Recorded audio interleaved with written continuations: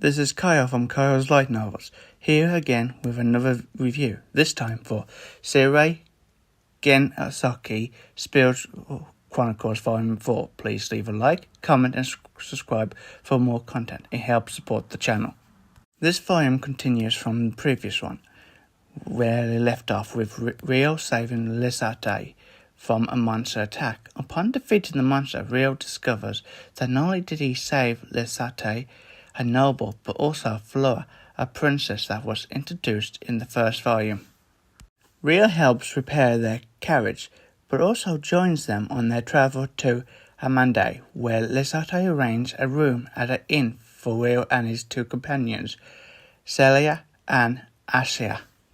While at the inn, he has a reunion with two former classmates from his school days from the first volume. Fortunately, they didn't know who he was, as he was using a different name that he had been years since they last saw him.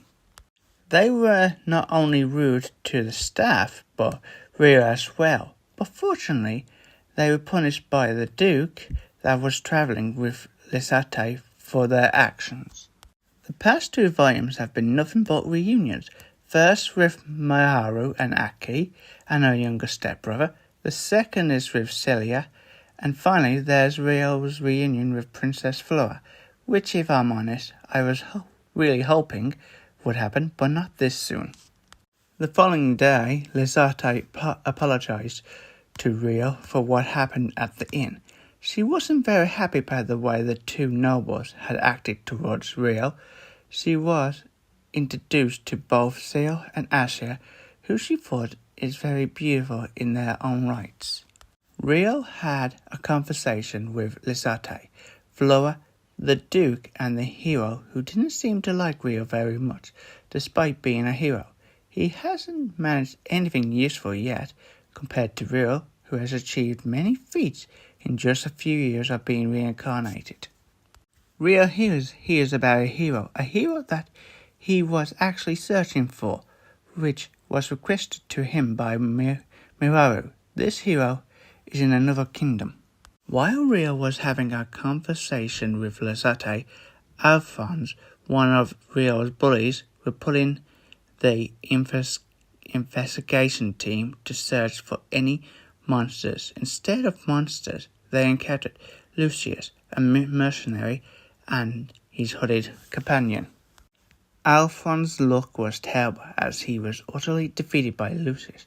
If that wasn't bad enough, Alphonse's team was taken to the hooded figure hideout, where they were turned into monsters, including Alphonse.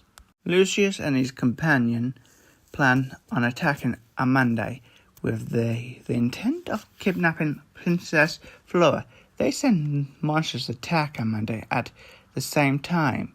The monsters began attacking Asia, who had sensed the monsters woke Ryo up without hesitation.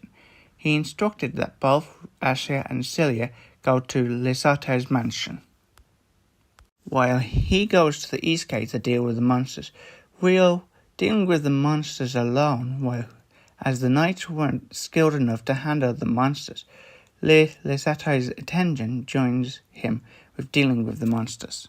The hero is unimpressive and unreliable, especially when the people around him needed him to be the hero he is, but unfortunately he passes out from overusing his abilities, as he hasn't had long been summoned, nor does he have any real experience. While all this was happening, Flora was kidnapped by none other than Lucius. Having recognized the voice, Ryo chases after him. Celia and Asia began taking down monsters. Asia easily defeated Alphonse, who had become a monster. Lucius released Flora to find out who Ryo was. Upon finding out, Lucius was overjoyed. Lucius was a pure evil man that he gets enjoyment out of battles. Flora was shocked that Ryo was indeed the Ryo from her school days, but that his mother was a former princess. Ryo easily overpowers Lucius, cutting off his arm. If it wasn't for the hooded figure, Lucius would have definitely died. Ryo straight denied he was Flora's former classmate, which of course enraged her. She apologized for what happened back at school all those years ago. Rio carries Flora like a princess as they return to the mansion.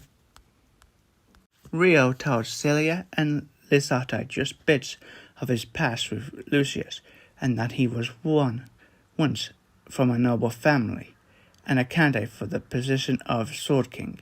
As a reward for not only saving the town but also the princess, he was given a reward which was to attend the party with all the heroes that had been summoned would be.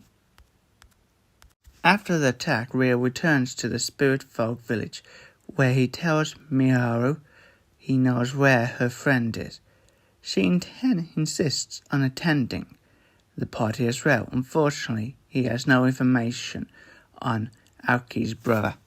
Rio leaves the village with Moru, Sawa, Orphea, and Alma. The moment they meet Celia, they were shocked at how beautiful she was.